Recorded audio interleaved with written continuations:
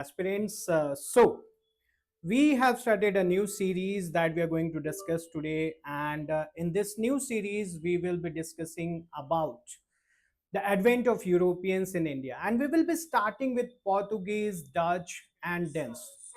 Okay, and this will be something which will really be very interesting, guys,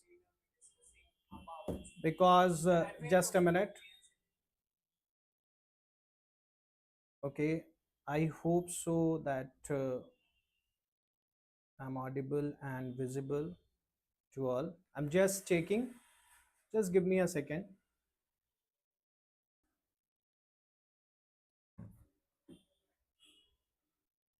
Okay, it looks like that I am audible and visible.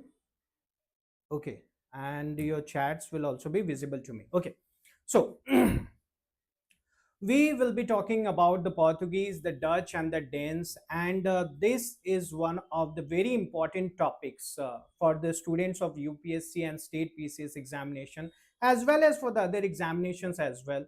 And we will be giving a comprehensive view about this advent of Europeans, especially why there was this need for the Europeans to come here. Secondly, why only that trade route was chosen. There were the other trade routes also. And third, a question to you: who were the first Europeans who came to India? And also tell me who were the last Europeans who went out from India. So this is something that you can comment in the comment section. Okay, and we have a very quick info for all of you. Just and what is that?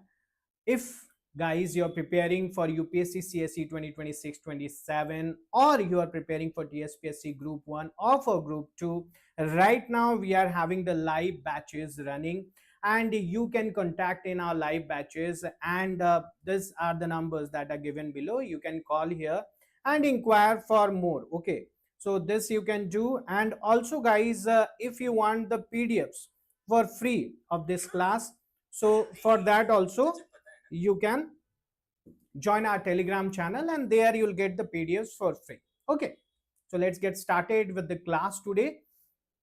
So as I was saying you, what was the need of these Europeans to come to India, and were they actually having any trade before also with India? So the right answer is yes, they were having the trade with India and Europe was a long way back. Before these Europeans have actually come to India, the trade was already there, and the demand for the precious stones, the spices, the silk, and the cotton fabrics of India has always been there.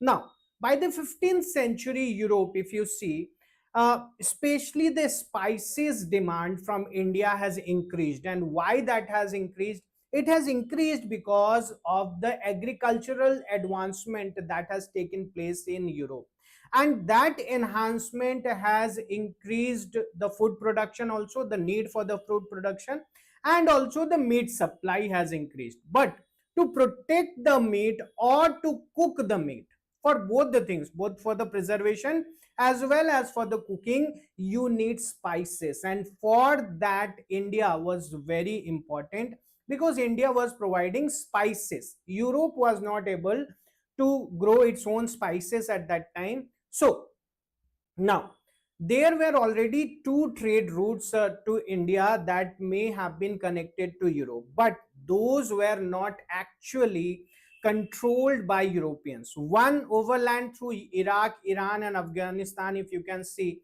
at this part which you are seeing here. Okay, this is one of that. And secondly, if you see another maritime trade route which is through the Mediterranean, Egypt, Red Sea, and the Arabian Sea. This you can see from here. Okay.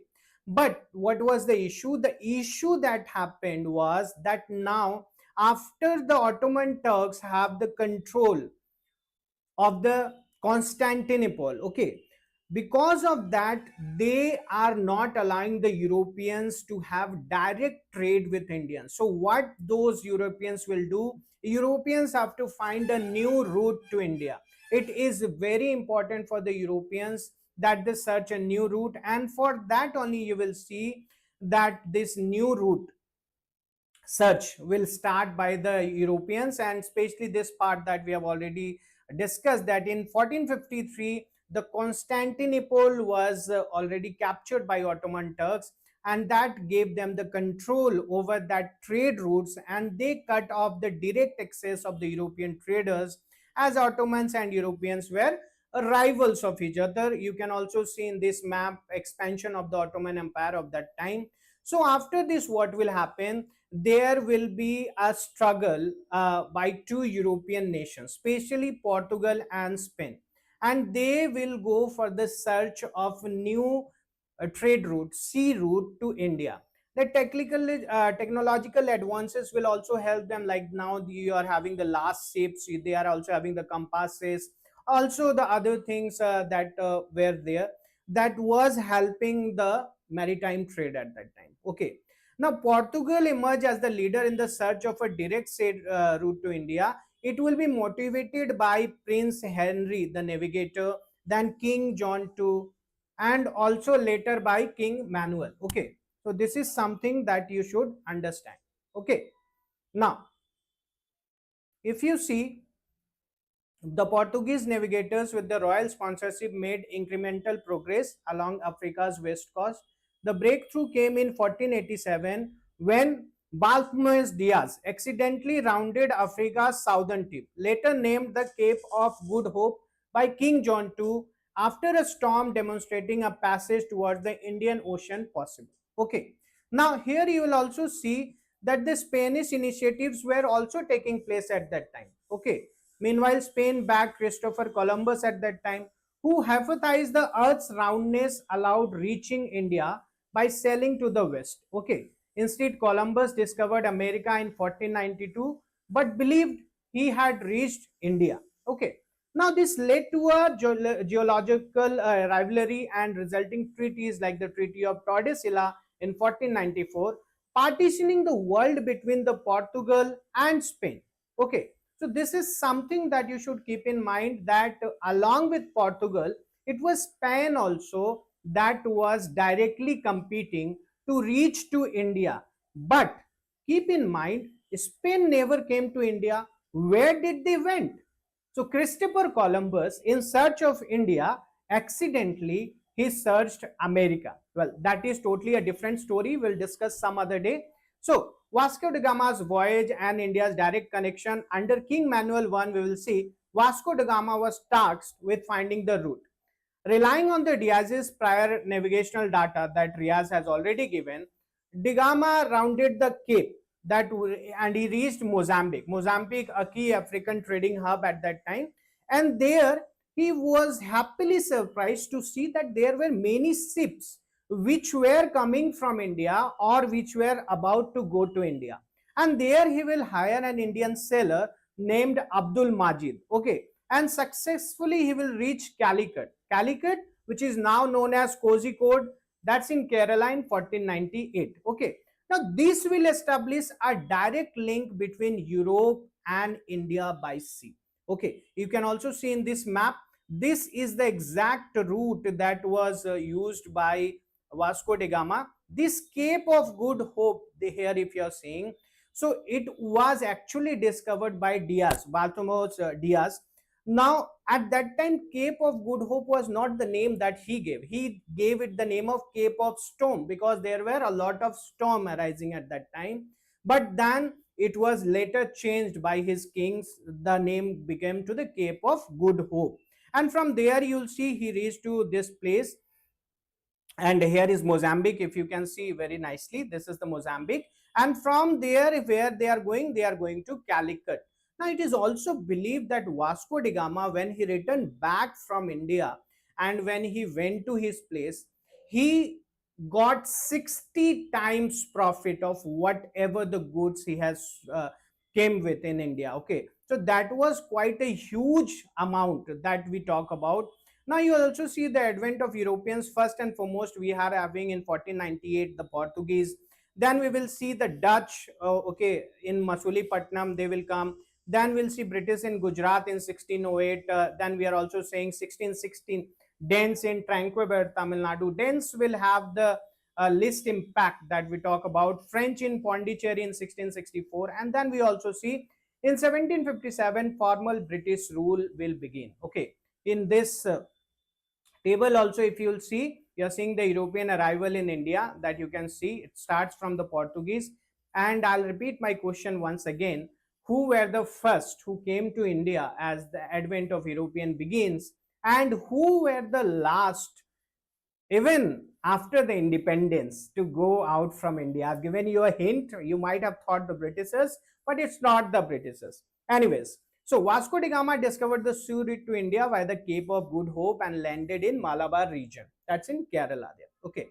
At that time, the area was composed of several kingdoms, and you will have the Chera Empire's succession state was there, and he will come to the ruler whom they used to call as Zamorin. Zamorin, why? Because he was known as Samutri. What is the meaning of Samutri? Samutri actually means the head of house. Anyways, his real name was Nediyaruppu Swarupam. So Nediyaruppu Swarupam was known as Samutri, Samutri as the head of the house, and that was converted to Zamorin by this Portuguese, and that is the place where he will come. When he will come to that place, he will be welcomed as a trader. He will be allowed to trade also. But there will be a conflict. What will be the conflict? The conflict will be with the Arabian traders. Now you think from your perspective, you have already been trading at one place. The Arabians have already been doing it.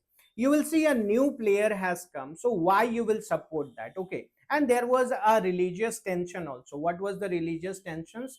This Vasco da Gama, they were very hardcore Catholics, okay, and so they did not had good relationships with the Islamic peoples, okay, so that was also a reason why they were having the conflicts. Both the religious as well as the trade, both were the reasons. And as I said you, the profit generated from trading in India goods in Europe was about 60 times the investment that happened. So this will give a major lookout for the other traders also, that they should come to India and trade. So in 1500, what we'll see that Cabral led a large fleet to India, and he will establish a factory. What was a factory at that time? It was a trading post or warehouse. It's not the factory of today where you are producing something. It was a warehouse sort of thing, like you have the warehouse of the Amazon or Flipkart in Calicut, leading to violent clashes with the Arab traders at that time. Okay. Now, Cabral's tenure ended after conflicts, and he will return to Portugal. Now, it is said that while he was here, he was having regular conflicts with the Arabian traders. Vasco da Gama returned in 1501 with even more ships and naval troops, and he will attack the Arab ships. It is said that he also attacked the pilgrimage vessels who were supposedly going to Hajj, okay, at that time. So he also attacked that, and Vasco da Gama was very violent at that time. He will also force Jamorin to accept the new terms, where he will build Portuguese factories and settlement in Calicut, Kannur and Cochin, and he will also fortify them. So these three places you should remember. The key Portuguese governors and policies, if you see, we have Francis de Almeida. Now he was the first Portuguese viceroy or the governor of India. You can also say before the Britishers, if you talk about all the Europeans, of all the Europeans, he, Francisco de Almeida, was the first Portuguese viceroy of India. Okay. Now he was sent by King Manuel I of Portugal to establish the Portuguese dominance, focusing on naval supremacy. Now, there was a blue water policy also. What was this blue water policy actually? You see, they had very good naval ships, okay, so they didn't wanted, if anyone from Europe is supposedly coming, or even the Arabian traders, they are coming, they have to come through the sea route. So this blue water policy was, if you are having the permit of Portuguese, then you are allowed. If you are not having the permit of Portuguese, you will be attacked. Okay, so this is something that was the blue water policy. It started by Almeida. His son, again, Lawrence de Almeida, won the 1506 Battle of Kannur, but he will die in 1508 at the Battle of Chol against Egyptian and the Gujarati forces. Almeida avenged this by decisively defeating the combined Muslim fleets at the Battle of Deu, cementing Portuguese naval dominance. So these are the important battles that you should remember, at least the Battle of Deu. Now, after Almeida, you have Albuquerque. Albuquerque will succeed Almeida. He will capture Goa from Bijapur Sultanate in 1510. Mind you, this question was asked. Encouraged Portuguese settlement, intermarriage with locals, cultural changes will happen, and also new crops like the tobacco, cashew, and coconut. Again, mind you, this question was also asked in this year. Okay, UPSC Prelims 2025. Extended control to Colombo, that is in Sri Lanka, Malacca, that is Malaysia, and parts of East Africa, control crucial maritime choke points. So we'll very quickly see the year and the events. So 1509, we have Battle of Deu. Francis de Almeida was there. What was the significance? Naval factory over an Egyptian Arab Jamurin field, and he will secure supremacy on the western coast. In 1510, we will see Alfonso de Albuquerque. He will capture Goa from Bijapur Sultanate, made it the main Portuguese base, and began policy of mixed marriages.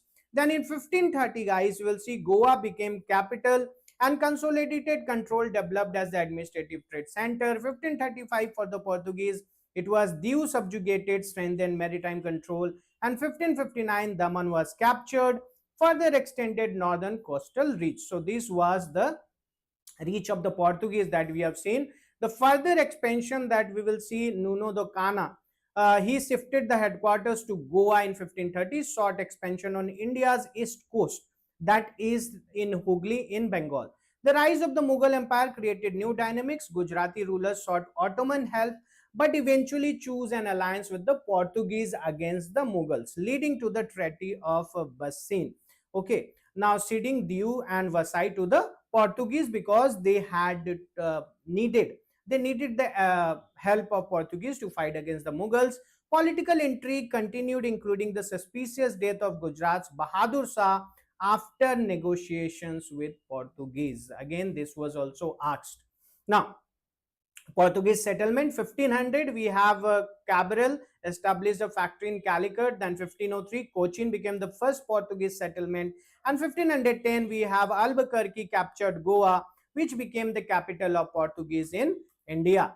Next, when we see it from the military point of view, powerful navy helped dominate the Arab traders and control Indian Ocean trade routes. The religion, they introduced Roman Catholicism, built churches, started missionary schools, and established the Inquisition in Goa in 1560 to enforce Catholic orthodoxy. Okay, cultural and lasting legacy. If you see, Portuguese architecture can be seen today also in the Konkani, Marathi, and Goan cuisine are prominent legacies. They introduced potato, chili, tobacco. Guys, this is important. And Christianity and European customs remain visible in Goa and the surrounding regions. Now, what about the Battle of Swali? The Battle of Swali, also called as the Battle of Suwali, was a key naval engagement of which was fought in 29-30 November 1612 of the coast of Suwali near Surat and Gujarat. That's why it's known as Battle of Swali. It was fought between the British East India Company led by Captain Thomas Best and the Portuguese Navy. The English demonstrated naval superiority, and it will also be seen that they will be also impressing Mughal authorities. Notably, they will impress Emperor Jahangir, who became more favorable of English trade after this, and the victory directly led to the English East India Company being granted vital trading rights at Surat, their first major base in India. So this was a very important battle, and it is something that you should note down. By the way, if you are doing this class, what I expect from you, I expect that you must have a pen and paper, and you must note down whatever the things I am speaking to you. And if you want the free PDF of this class, please join the Telegram channel, and there you will get the PDF. And guys, it is really not very possible for us that in a 30-minute YouTube class I can give you all the comprehensive things. To get the comprehensiveness of these classes, you have to join our live class. Okay, anyways, the decline of Portuguese happened because of the religious intolerance. So they were there to convert people, and they wanted to widespread their own religion. Then we also see the administrative corruption will be there. The weak successes after Albuquerque led to inefficient governance. The rise of powerful enemies will see in the Battle of Swally. The British are there. Then there will also be the Dutch. Okay, and the economic decline, loss of the spice trade monopoly, and Brazil as the economic center will lead them to decline of Portuguese. Okay, after the Portuguese, we are going to see the Dutch advent that happened from 1602. Now, the Dutch, also the Holland or the Netherlands, whatever you want to call them, their struggle from independence from Spain, which was achieved in 1581. After gaining independence, the Dutch sought to compete in overseas trade. And where they will go? They didn't wanted to come to India actually. They wanted to go to the Spice Island. What is the Spice Island? It is the Malay archipelago. What is this archipelago again? Archipelago basically means the group of islands. Okay. Now we will see this Hotman. Hotman was the first Dutch explorer to reach the Malay archipelago in 1596 after rounding the Cape of Good Hope. I said you Cape of Good Hope was very, very important, and Diaz should be credited for that. The Dutch East India Company's main aim in India was to undermine Portuguese power, often targeting Portuguese settlement and forts, particularly along the Malabar coast. By 1663, we'll see the Dutch had captured all major Portuguese forts in this region.